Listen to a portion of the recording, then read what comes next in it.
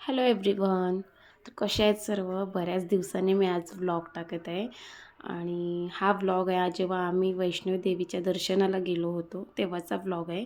बरेच दिवस झाले शूट वगैरे व्हिडिओ केल्या होत्या, पण काय एडिटिंग करायला टाईमच नाही मिळाला आणि थोडा कंटाळा पण केला.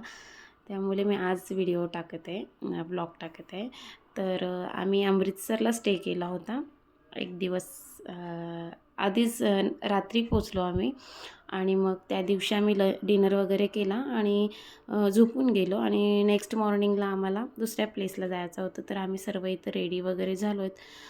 मी रेडी झाली, शिवांशची अंघोळ वगैरे केली आणि पप्पांनी त्याला रेडी केलं आणि मग सगळे निघालो आम्ही जायला. सर्व फॅमिली मेंबर्स रेडी होते सर्व.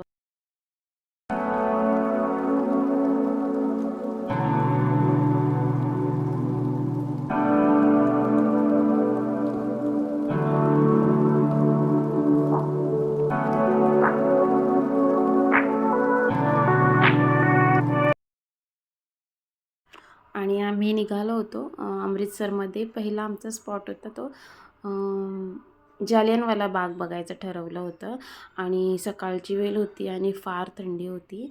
इथं तुम्हाला एकही माणूस विदाऊट स्वेटर बघायला मिळणार नाही, कारण की खूप थंडी होती तिथं. आणि फायनली आम्ही जालियनवाला बाग बघायला गेलो. तिथं स्टॅच्यू वगैरे होते स्टार्टिंगला एंट्रीमध्ये.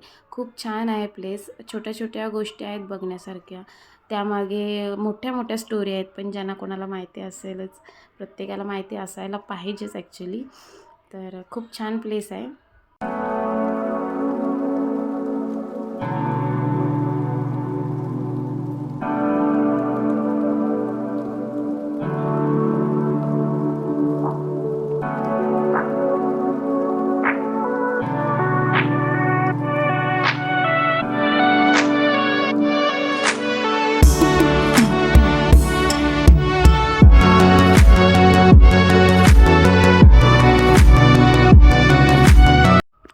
आणि आम्ही ऑलमोस्ट 8-8:30च्या दरम्यान निघालो होतो सकाळी. तर त्या टायमिंगलासुद्धा खूप गर्दी होती, खूप लोक बघायला आले होते जालियनवाला बाग. आणि आम्ही सर्व लवकरच निघालो. काही चहा नाश्ता वगैरे केलाच नव्हता. आणि इथं बघा हा मस्त खूप छान आणि त्याच्यावर 2 कबूतरं बसलेत. खूप छान वाटत होतं बघायला. आणि तलाव वगैरे होता त्याच्यामागे, म्हणजे खूप गोष्टी घडलेल्या आहेत तिथं. तर असं बघा किती सुंदर वाटते.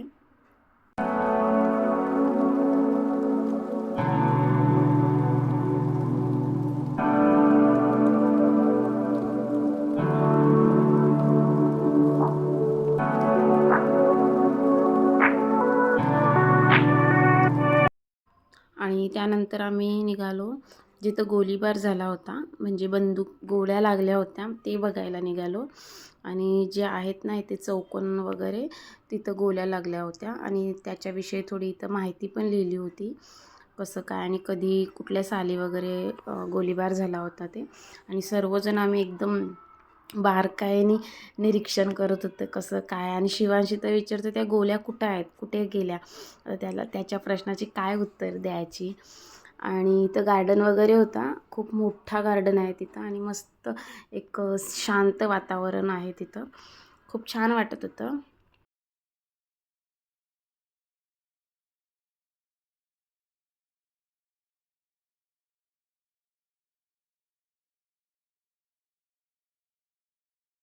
आणि हे पूर्ण आमचं बघून झाल्यावर मुलांना भूक पण लागली होती.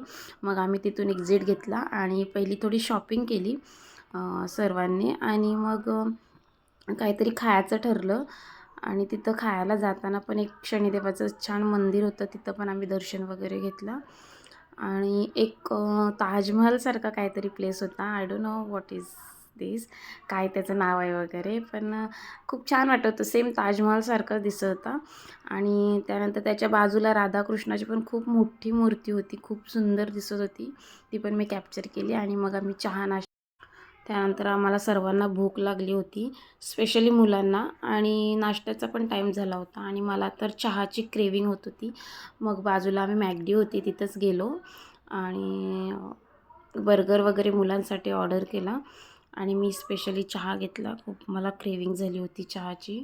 I am a tea person, त्यामुळे चहाशिवाय माझी काही दिवसाची सुरुवात होत नाही. आणि बर्गर वगैरे प्रत्येकाने बर्गर आणि चहा, कॉफी, वॉटेवर ते घेतलं. आणि मग आम्ही तिथं थोडा वेळ बसलो. आणि शिवांश बघा इथं स्माईल देतोय आणि या चहा प्यायला. आणि त्यानंतर आमचं सर्व नाश्ता वगैरे झाले, आम्ही निघालो. आमची बस होती ॲक्च्युली, तर त्याचा टाईम झाला होता आणि बस वगैरे येऊन थांबली होती. आमच्या बॅग्स वगैरे सर्व आम्ही ठेवून दिल्या बसमध्ये. आणि आम्ही निघालो वैष्णोदेवी कटराला जायला. तिथून काहीतरी 8-9 तासाचा अंतर होता. तर आम्हाला स्लीपर बस होती आणि शिवांश बघा इथं तर स्लीपर बस होती आणि आम्ही निघालो होतो. आणि या आहेत 2 क्युटीज. आणि बस इतकी हेक्टिक होती का प्रत्येकाची आमची तब्येत डाऊन झाली होती बसमध्ये. आणि मी जास्त काही शूट केलंच नाही. प्रत्येकाला आम्हाला हेक्टिक झालं होतं. प्रत्येकजण काय ना काय, एक उलटी करत होता, तर एकाला डोकं दुखत होतं. आणि फायनली आम्ही पोचलो वैष्णोदेवी कटराला आणि रात्र झाली होती. तर रात्री पण इतका छान डोंगरावरून व्ह्यू दिसत होता, खूप सुंदर मस्त दिसत होता आणि लायटिंगमुळं. आणि आम्ही नेक्स्ट डेला जाणार होतो, म्हणजे चालत नेक्स्ट डेला जाणार होतो डोंगरावर दर्शन करण्यासाठी. आणि मग आम्ही पहिली आमची रूम वगैरे कुठे आहे ते शोधलं. रूमवर गेलो, फ्रेश वगैरे झालो. रूम शोधताना पण थोडा प्रॉब्लेम झाला, कारण की आम्हाला बसवाल्याने खूप मागे उतरवली आणि आम्ही खूप चालायला लागलं आम्हाला रूमपर्यंत पोचायला. आणि त्या आधीच आम्हाला हेक्टिक होतं ते बसमध्ये, तर सगळी थकलेली. आणि मग फायनली आमची रूम मिळाली आम्हाला. आणि रूममध्ये जाऊन पहिले फ्रेश वगैरे झालो. आणि बघा हा अवतार कसा झाला होता. 8-9 तास जास्त झाले आम्हाला बसमध्ये. आणि फायनली ही आहे रूम आमची नेक्स्ट 2 डेजसाठी. आणि फ्रेश वगैरे झालो आम्ही. आणि आम्ही डिनरला गेलो, कारण की आम्हाला नेक्स्ट डे लवकर आम्हाला जायचं होतं वैष्णोदेवीच्या दर्शनासाठी. आणि हॅलो, गुड मॉर्निंग. तर सकाळ झालेली आहे आणि तो खूप थंडी होती. मी फ्रेश वगैरे झाल्यावर पहिले सॉक्स आणि चप्पल घालून घेतली. खूपच थंडी होती, खूपच. भिंतीला पण टच करायची इच्छा नव्हती होत, इतकी सर्व थंडगार होतं. आणि मी फ्रेश झाली. आणि तर माझा पिल्लू बघा, बिचाऱ्याची झोप पण पूर्ण नव्हती झाली. पण ठीक आहे ना, एक दिवस झोपेसाठी कॉम्प्रोमाइज करावं लागतं. आणि मला स्पेशली झोपलेल्या बेबीला उठवायला आवडत नाही. तर ठीक आहे, एक दिवस चालतं आहे. तर इथं शिवांश उठला आणि त्याला मी अंघोळ वगैरे केली फ्रेश. आणि आम्हाला 8 वाजता निघायचं होतं. लुक ॲट माय बेबी या भाऊला दिसतोय कुठला टेडी बिअर, कारण की तो थोडा झोपेतच होता. आणि फायनली तो फ्रेश झाला, माय हिरो. आणि निघलो आम्ही सर्व. आणि सर्वजण रेडी होते, जॅकेट, टोपी वगैरे घालून, कारण की खूप थंडी होती. आणि हे बघा, रात्रीच खूप छान व्ह्यूज दिसत होता लाईटमुळं. आज काय एवढा छान दिसत नव्हता, आता तिथं गेल्यावरच समजेल. आणि आम्ही ते माथ्याला लावतात जय माता तिथे वगैरे घेतलं होतं, ते लावून वगैरे घेतलं सर्वांनी.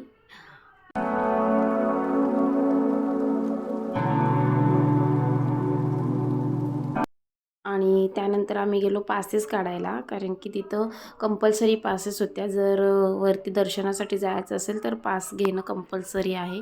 आणि पास वगैरे काढल्या आणि आम्ही लागलो, आमची जर्नी स्टार्ट केली चालायला. आणि सकाळी आम्ही 8 वाजता निघालो होतो. तर खूप छान व्ह्यूज होता, मध्ये मध्ये ऊन होता, तर खूप छान वाटत होता, कारण की थंडी वाजत नव्हती. आणि फोटोशूट वगैरे आमचे इथे चालू होते. व्ह्यूज तर खूप छान होता. आणि आम्ही चालत होतो आणि इथं शिवांचा मध्ये ऊन आला का तो जॅकेट काढायचा आणि मला तर हे पकडू का ते पकडू चाललेला. कारण की आम्ही ज्या वेळेस गेलो तेव्हा काहीतरी हडताल त्यांची चालू होती, तर असं ऐकून होतं की सर्व दुकान वगैरे बंद राहतील. त्यामुळे आम्ही खाऊ, पाण्याची बॉटल, औषधं वगैरे कॅरी केली होती, म्हणून आमची बॅग जरा मोठी झाली होती. आणि त्याच्यात शिवांश जॅकेट काढतोय, मध्ये शूज काढतोय, तर ते पण मलाच कॅरी करायला लागत होतं. एनिवेज, तर मध्ये हा स्पॉट आहे, खूप छान आहे, असं काहीतरी पाण्याचा हे आहे. तर तिथं पण फोटोशूट करायला खूप छान आहे. मग आम्ही तिथं थोडा रेस्ट घेतला आणि फोटोशूट वगैरे केलं थोड्या वेळेला मी. आणि मधी मधी लोक अशी ढोल नगाडा घेऊन वाजवत होते, देवीची गाणी बोलत होते. खूप छान जय माता दी सॉन्गवर. आणि त्यात आमचे जेंट्स लोक सहभागी झाले आणि डान्स करत होते. शिवांश तर काय दमला होता बिचारा, तर तो काय पप्पांच्या खांद्यावरून खाली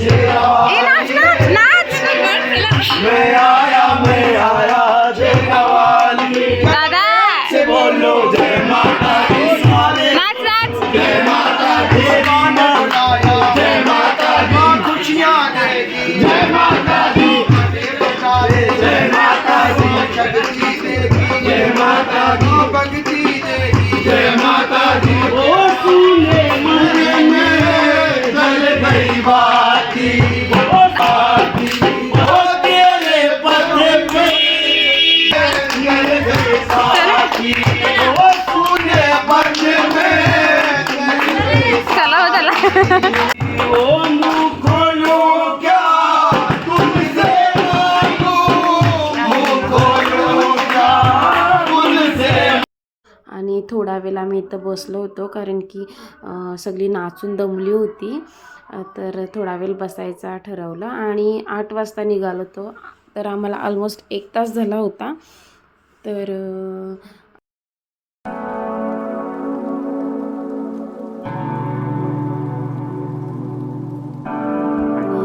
बघा किती सुंदर आहे. आणि मी जास्त शूट वगैरे काही केलं नाही, मोबाईल बॅगमध्येच ठेवायची, कारण की मोबाईल पकडून चालायला खूप हेक्टिक होत होतं. आणि फायनली आम्ही थोडी पेटपूजा करायचं ठरवलं. आणि तिथं जास्त काय हे नव्हतं, कारण की अर्धे शॉप बंद होते. तर आम्ही इडली डोसा वगैरे खाल्ला. आणि सुरुवातीला बघा शिवांश खूप मस्त चालू होता, मज्जा मस्ती करत गाणी वगैरे बोलत. आणि नंतरला तो थकून गेला, तर तो पप्पांच्या खांद्यावरच बसून होता, उतरायचं काही नावच घेत नव्हता. आणि फायनली आम्ही पोचलो होतो. संध्याकाळचे 7 काहीतरी वाजले होते. आणि मी जास्त शूट नाही केला, बिकॉज ऑफ मोबाईल मी बॅगेतच ठेवला होता. आणि तिथं मंदिरमध्ये मोबाईल पण अलाउड नव्हता. आणि हे आहेत आमचे काही फोटोज. तर खूप छान आम्हाला दर्शन वगैरे मिळाला. आणि फायनली आमचा खूप छान प्रवास झाला. आणि आम्ही सकाळी 8 वाजता रूमवरून निघालो, ते रात्री 12 वाजले. आम्ही जाताना पण चालत गेलो आणि येताना पण चालतच आलो. आणि रिटर्न येताना मी काहीच शूट नाही केलं, बिकॉज आम्ही सगळे खूप थकले होते. आणि मोबाईल हातातच मी घेतला नव्हता, बॅगमध्येच ठेवून दिला. तर खूप छान आमचा प्रवास झाला. Thank for watching. Bye bye.